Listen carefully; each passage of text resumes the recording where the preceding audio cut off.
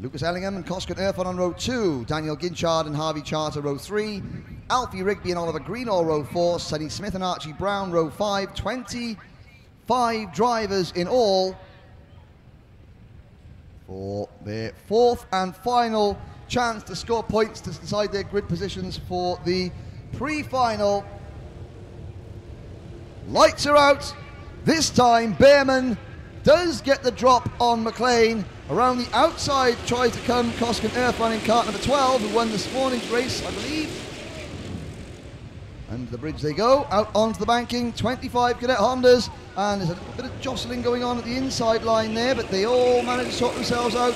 Will they get into the decent thing and try and keep it too wide across the bridge? And there at the back is a couple of spinners, but they all manage to scatter like cockroaches when you turn the light on. Well, that's not very fair on them, but they all managed to kind of scatter away from the spinning cart, and I believe that spinning cart, there's the number 44 of Declan Russell for the Evolution Racing team, and the number 19 of Sandro Ballesteros.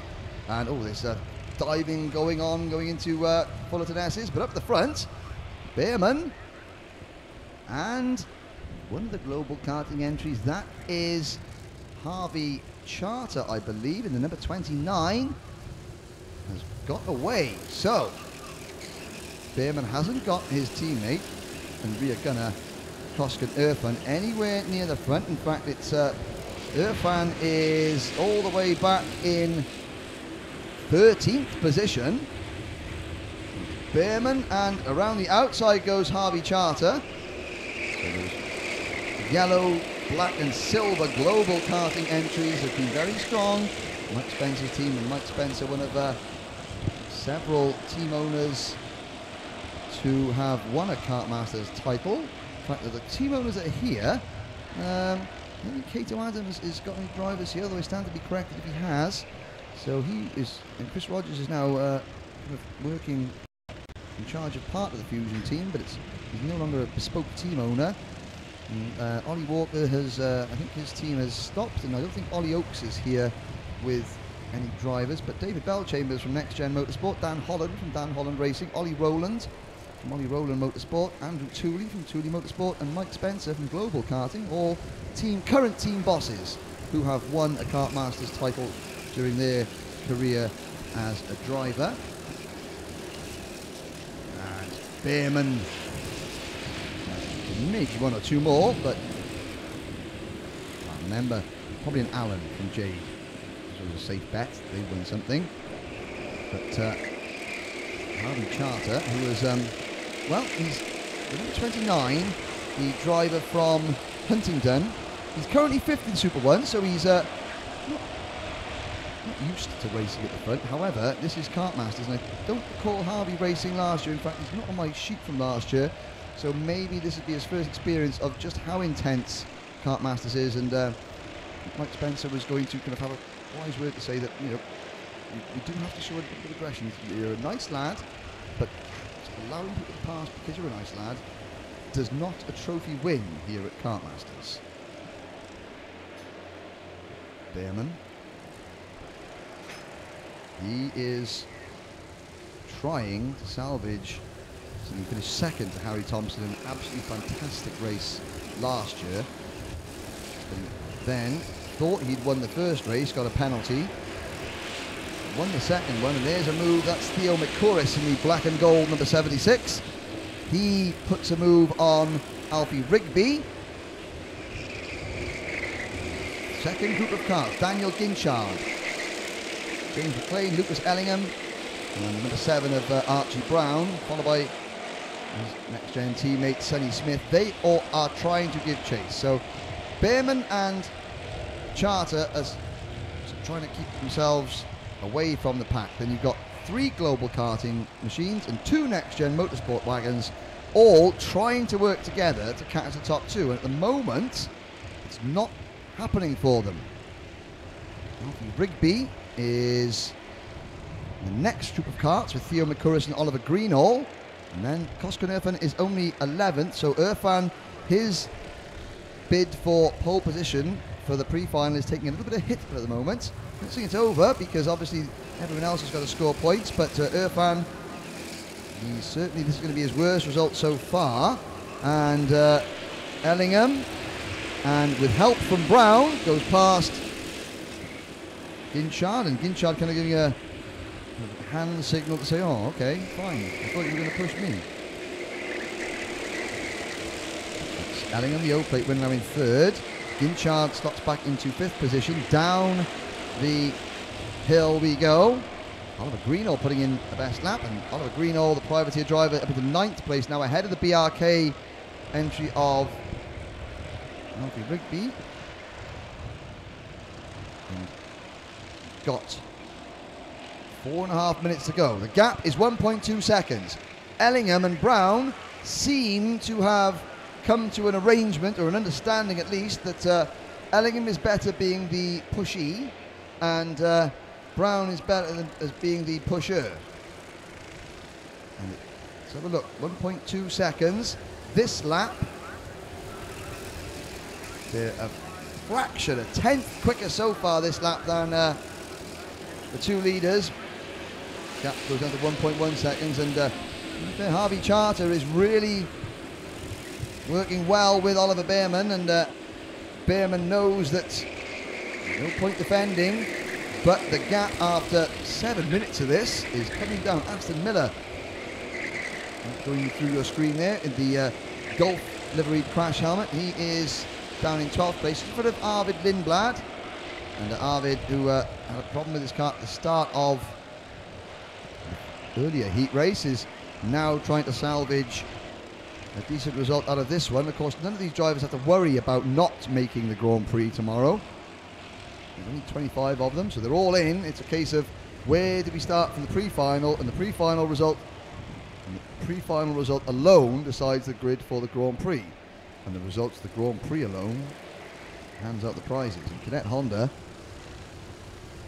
with the gap now down to 0.7 of a second, so Behrman and Charter's time at the front, it's like a breakaway in the Tour de France, you know. Are the two riders, are the two drivers that have got away, are they going to hang on, or is the peloton, in this case the wagon train, going to catch them before they get to the end? These are the kids, isn't it? Part of the prize for Cadet Honda is an Oculus Rift virtual reality system, which is just like the coolest thing in the world when you're 10. So that matters almost as much as the GP plate. No, that's an absolute lie. The GP plate means everything to these young drivers. They're all racers first, human beings second. I mean, you know, computer game players second. But it's Behrman on lap 7. The 2 minutes to go, starting to stretch away from Charter. So Harvey Charter a few laps ago was planted squarely on that rear bumper of Behrman. He was so close he could probably reach out and pick his nose for him. But now Behrman has eased a kart length away. As they come down the main straight, Charter does manage to get to him by the end of the straight, but around the rest of the lap, Behrman is now quicker and can pull away. That, when it comes down to it, but Ellingham and Brown, their hard work has paid off, because with 90 seconds to go as they come through turn 4, there are now 4 karts in the line for the race lead. It's taken them about 8 minutes to get there, and then Ellingham decides, well, if it's taking 8 minutes to get here, it's going to take 8 seconds for me to start picking them off. And Charter finds himself going from 2nd to 4th. Brown in the next gen number 7 kart, trying to go around the outside, and he's going to run out of track. Oh, and there's a problem there. One of the global karting entries, that was Sonny Smith trying to make it 3 wide. There was wheel-to-wheel contact. Ellingham got spat out to the outside, and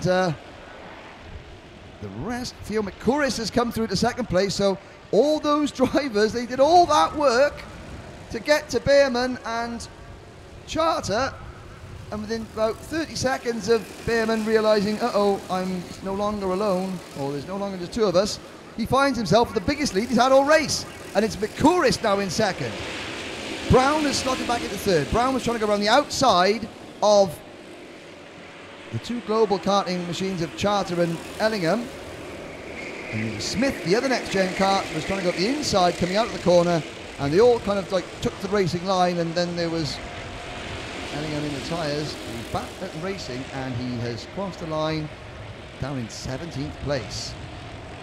But it's Mikuris who's now got to try and close in. The number 74 Kart. Brown is right behind him in third. But then it's Oliver Greenall moving in on Charter for 4th place, so Charter down to 5th. Then it's Smith, Rigby, Irfan, so Kosk and Irfan, a quiet race, beats him to 8th place. Ahead of Aston Miller, Daniel Ginchard, Josh McLean. So McLean from the front row down to 11th place, followed by Arvid Lindblad in 12th. Then Brouard and the number 63 of Oliver Gray. This number 73 is next, and that is Tristan Rennie, the Project 1 driver, as Oliver Behrman begins his final lap, looking over his shoulder to see, now the reason he's looking over his shoulder, that he knows there's a car, he wants to know who. Behrman wants to know who is there, where his teammate is, and how he can potentially manufacture a way to keep two very, very hungry Cadet Honda drivers behind him over the next 1,500 metres. Well, he's negotiated the bridge. Somebody running a little bit wide. That was one of the next gen karts. I think that was 95 of Sonny Smith. Behrman now hugs the inside line, but Mick Couris goes around the outside at the first hairpin. So Behrman concentrating on defence, Mick Couris concentrating on attack. Behrman swings up wide to try and get the crossover move, but McCouris, now it's McCouris' turn to look over his shoulder, and here comes Archie Brown round the outside. They're side by side to the Fullerton S. They're going to make it stick. Yes, they are. And Brown takes the lead. Behrman to the inside. McCouris moves across the block.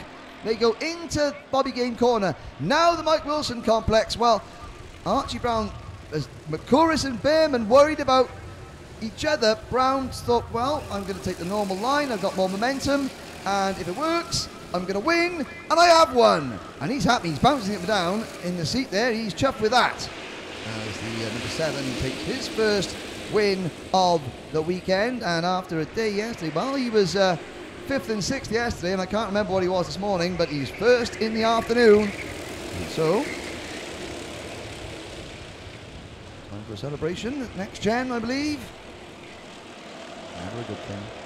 Brown, McCouris, Behrman, Charter in 4th, and well, Charter will be disappointed after running 2nd for so long. And well, now there is the last heat race, and of course there's drivers who are battling for all the points they can, and there's other drivers who are just trying to consolidate.